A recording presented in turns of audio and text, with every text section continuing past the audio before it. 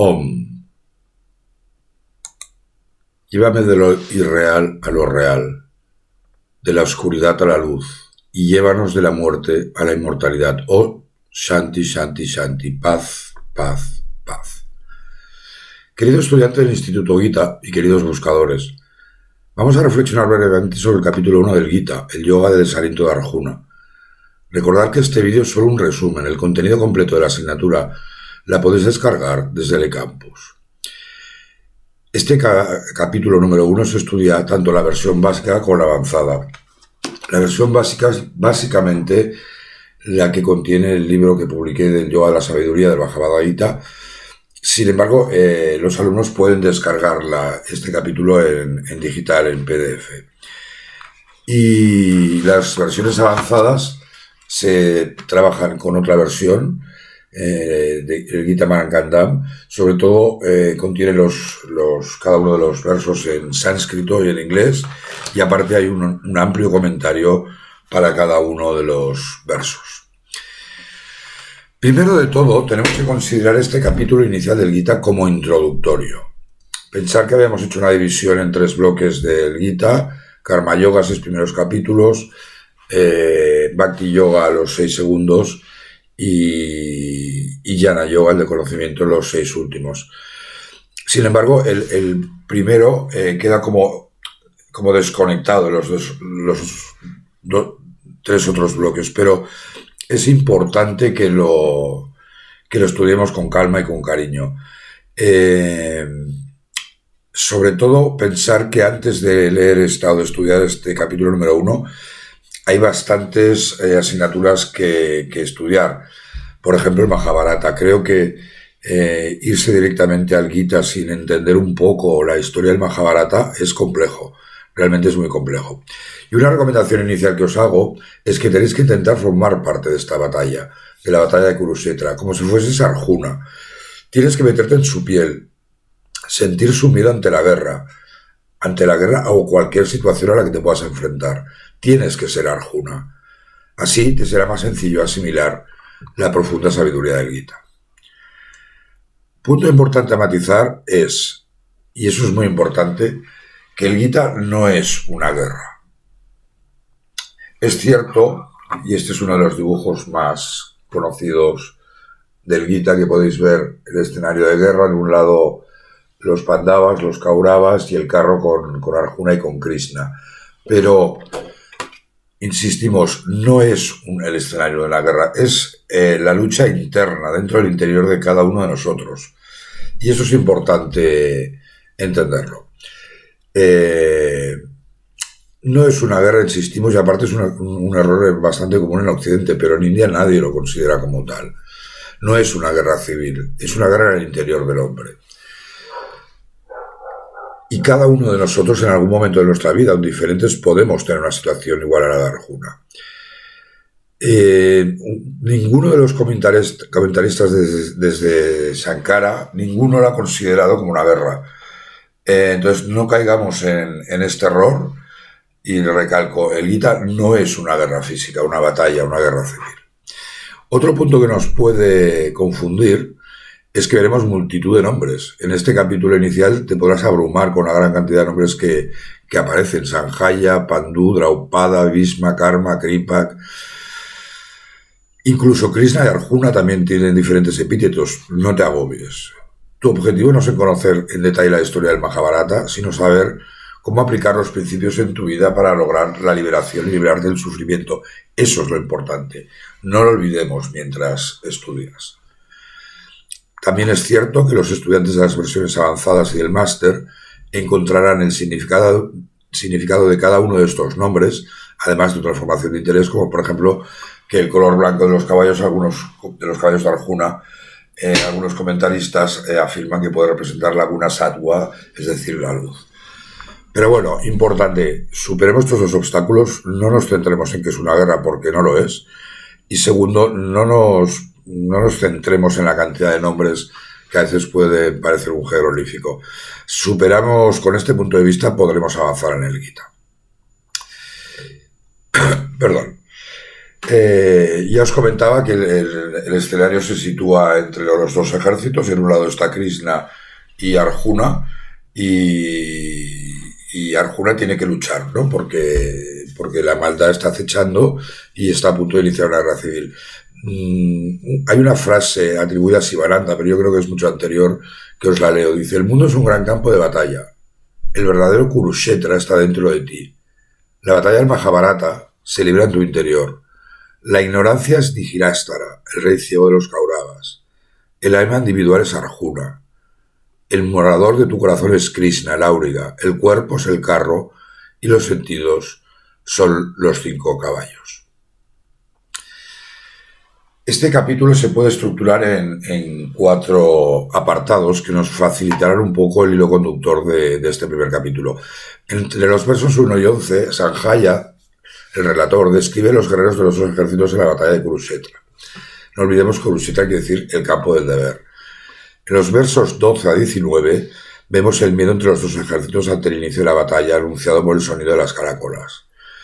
Hay un punto importante ahora entre los versos 20 y 27, que es cuando Arjuna sitúa su carro entre los dos ejércitos para examinarlos. Y por último, entre los versos 28 y 47, veremos el colapso, la depresión de Arjuna y sus motivos falsos o erróneos basados en la ignorancia para no luchar. Siempre es importante no olvidar esta estructura, en este caso de 4 bloques, porque si no realmente nos podemos perder. Vamos a hablar un poquito sobre Krishna, que desde luego es el gran protagonista del Gita. Conduce el carro de Arjuna, pero ¿quién es Krishna? Krishna es la encarnación, el avatar de Vishnu. Acordaros que en la tríada hinduista Vishnu es el dios preservador del universo. Y eso es muy importante.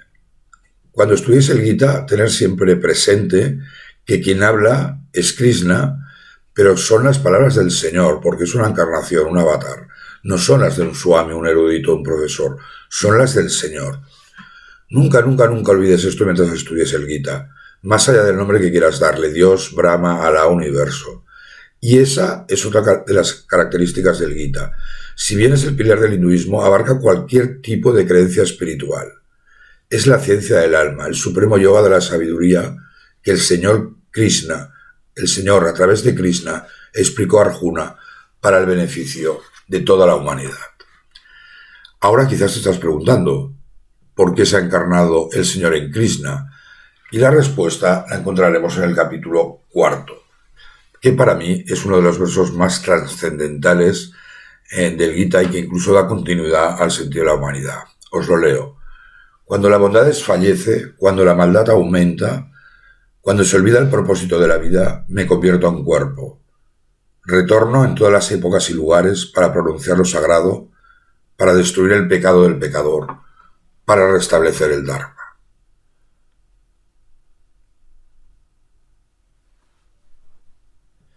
Gandhi decía que Krishna era la perfección y el verdadero conocimiento personificados, pero no deja de ser un retrato. En el hinduismo, y esto es importante, la encarnación es atribuida a aquel que ha realizado algún tipo de servicio extraordinario a la humanidad. Toda vida personificada es en realidad una encarnación de Dios. Os leo una reflexión de Ramakrishna sobre el verso que hemos leído anteriormente, que creo que es interesante. Y decía: el Salvador es el mensajero de Dios, es como el virrey de un poderoso monarca. Al igual que cuando se produce algún disturbio en una provincia lejana, el rey envía a su virrey para sofocarlo a cualquier parte del mundo. Donde la religión decaiga, donde el Dharma decaiga, Dios envía a su Salvador. Es el mismo y único Salvador que, habiéndose sumergido en el océano de la vida, surge en un lugar y es conocido como Krishna, y volviéndose a sumergir aparece en otro lugar y es conocido como Cristo. Cada cual debería seguir su propia religión. Insisto, nunca debemos olvidar quién está hablando en el Gita, y son Krishna, que son las palabras del Señor. Otro concepto importantísimo para mí y en este capítulo, sobre todo en todo el Gita, es el Dharma. Es difícil de traducir, podría ser rectitud, el deber, la religión. Pensar que hinduismo, que no es un término que nos inventamos los occidentales, habría que hablar del Sanatana Dharma, ¿no? De la religión eterna. Pero es cierto que ahora en el Gita vemos que la maldad de los Kauravas había provocado que el Dharma declinase, desembocando en esta destructiva guerra civil que nadie podría ganar. Esta situación dominada por Dharma, no Dharma, provocaría la destrucción de todo y de todos. Y esa es la razón por la que el Señor se encarna en Krishna, precisamente, y tal como hemos leído en el verso anterior, para restablecer el Dharma. Kurukshetra, la batalla en donde se libra el Gita, precisamente significa el campo del deber. Incluso hoy en día existe, es un centro turístico importante, está unos 70 kilómetros al norte de Delhi. Y es importante pensar que en el primer verso del Gita, ya en las primeras palabras, en la versión en sánscrito aparece Dharma. Y os lo leo. Dhritarashtra dijo: habiéndose reunido en Kurukshetra, la tierra del Dharma, con el deseo de luchar, ¿qué han hecho los míos y los Pandavas para ir a la guerra? Es importante siempre tener presente cuando estudiamos el Gita y nosotros mismos el concepto de Dharma, ¿no? Sanjaya, el ministro de los Kauravas, fue bendecido por el gran Vyasa, el que compiló el Gita, para discernir pasado, presente y futuro. Tenía el don de la visión divina. Sabía que no podían vencer a los Pandavas. Relataba al rey lo que en la batalla acontecida. Insisto mucho, el Dharma va a ser uno de los ejes centrales del Gita y de nuestro camino de autoconocimiento. Cada uno de nosotros debería saber cuál es su Dharma en la vida. Es difícil, no todos lo sabemos. ¿Sabes tú cuál es tu Dharma? ¿Cuál es tu función en este mundo? El Gita no te explicará cuál es tu Dharma, pero sí que te dará herramientas para que lo puedas indagar y con el tiempo y la práctica descubrirlo. En el caso de Arjuna, él sí que conocía su Dharma porque su obligación como guerrero, como kshatriya, era luchar. Pero muchos de nosotros no, en diferentes momentos de nuestra vida podemos olvidar cuál es nuestro deber, o quizás nunca lo hayamos conocido. Incluso hay gente que no llega a conocerlo en toda su vida. Es importante conocer, saber cuál es el Dharma, nuestro Dharma, y saber orientar nuestra vida hacia ese Dharma. Swami Vivekananda decía una frase preciosa, decía: si tú proteges al Dharma, el Dharma te protegerá a ti. ¿Cuánta gente vive anclada en la ignorancia y por tanto en el sufrimiento al no conocer o no vivir conforme a su Dharma? ¿Realmente lo que hago con mi vida o en el trabajo es mi Dharma? Son preguntas que deberíamos plantearnos y que el Gita nos abrirá luces para descubrir estas respuestas. ¿Cuándo aparece Krishna y Arjuna? Leo el verso 14, cuando habla Sanjaya dijo: entonces Krishna y Arjuna, sentados en su magnífico carro, guiados por blancos caballos, también soplaron sus celestiales caracolas. Acordaros en el dibujo, si lo veis por aquí, es cuando están el carro justo cuando se sitúa en medio de los dos ejércitos. Pero bueno, fijaros cuando leáis que Krishna está en absoluto silencio, está observando, conduce el carro pero no habla, ya hablará. Y ahora Krishna justo en este momento sitúa el carro en medio de los dos ejércitos. Y ahora es cuando empieza a hablar Sanjaya, aunque no lo hace él directamente, sino es Arjuna, sino que es Sanjaya quien lo describe. Y dijo Sanjaya: entonces Arjuna, quien tenía la insignia de Hanuman en la bandera de su carro, tomó su arco. Al ver a tus hijos alineados contra él, oh rey, Arjuna le dijo las siguientes palabras al señor Krishna: y ahora os pido que cerréis los ojos. Tenéis que intentar imaginar la extrema tensa situación en esa batalla que, aunque hemos dicho que es interior, se sitúa en un escenario exterior. Imaginaros los dos ejércitos que están ya preparados para empezar a luchar, a matarse, a asesinarse, y de repente, en el silencio absoluto, aparece el carro con Arjuna y Krishna y se sitúa justo en medio. Y Arjuna ve a sus contrincantes y ve a primos, amigos, abuelos, maestros, y se pregunta, como cualquiera de nosotros, ¿por qué tenía que matarlos? Y Arjuna entra en un estado de absoluta incertidumbre. Y es cuando empieza a hablar Arjuna. Y dice: oh Krishna, al ver a estos parientes míos aquí reunidos, ansiosos por iniciar la batalla, mis miembros desfallecen. Mi boca se reseca, mi cuerpo se estremece y mi cabello se eriza. Mi arco gandiva cae de mi mano y mi piel está ardiendo. No puedo mantenerme firme. No sé cuál es mi deber. Mi mente parece dar vueltas, oh que Saba, veo presagios de maldad. Y ahora, volver a cerrar los ojos, imaginaros a Arjuna, que se le cae el arco de las manos, significa que no va a cumplir con su obligación, con su karma, con su dharma. Empieza a tener fiebre, se le erizan los pelos, su mente gira como un torbellino pensando mil y una cosas sin encontrar respuestas. Imaginaros esta situación de Arjuna, de tensión, de nervios. ¿Te ha pasado alguna vez en tu vida esta situación? Incluso más adelante, en el verso 32, vemos que Arjuna se plantea incluso el camino de la renuncia, de no actuar, y dice: oh Krishna, no deseo ni la victoria en el reino ni los placeres. ¿De qué nos sirven estos reinos, su disfrute, o incluso la vida misma? Y en el verso 46, Arjuna incluso piensa ya en no luchar, traicionando cualquier obligación, cualquier deber, cualquier dharma de un guerrero. Si no luchaba, el dharma sería imposible de mantener y realmente haría un acto de traición, ¿no?, al dharma. Y dice: sería mucho mejor para mí si los hijos de Hira, armas en mano, me matasen en la batalla, desarmado y sin resistencia.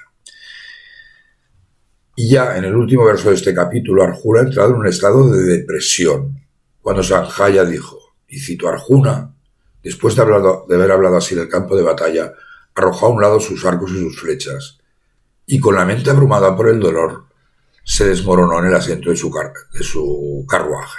Arjuna había colapsado, no sabía cuál era su deber, estaba traicionando su dharma. El más grande de los arqueros, quien no había perdido ninguna batalla, quien jamás tenía miedo, quien siempre sabía cuál era su deber, ahora estaba colapsado.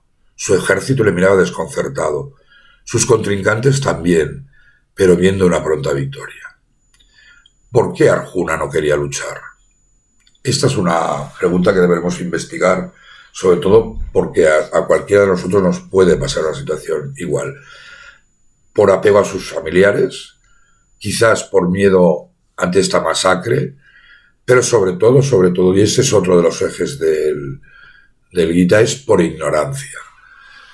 Y veremos que la única manera de destruir la ignorancia, la vidya, es a través del jnana, del conocimiento. Será uno de los temas centrales del Gita. Solo el conocimiento de Atma, el Atma Jnana, le permitirá eliminar esta ignorancia. Por ello, en el siguiente capítulo, Krishna procedió a explicarle los secretos del Sankhya Yoga o el Jnana Yoga y le introducirá también en el Karma Yoga. Bueno, resumiendo, me interesaría que os quedaseis con los conceptos de que no es una guerra, no te centres en los detalles, el Señor se encarna en Krishna para restablecer el Dharma, veremos la depresión de Arjuna y solo el conocimiento permite eliminar la ignorancia. Ahora te toca empezar a estudiar este capítulo. Recuerda que si estudias el curso básico del Gita, deberás estudiar la versión de Gandhi. Si estudias alguno de los cursos avanzados, deberías estudiar además el Gita Maranganda. Mucha suerte. Om. Lo irreal nunca viene a la existencia y lo real nunca deja de existir. Om Shanti Shanti Shanti. Namaste. Muchas gracias.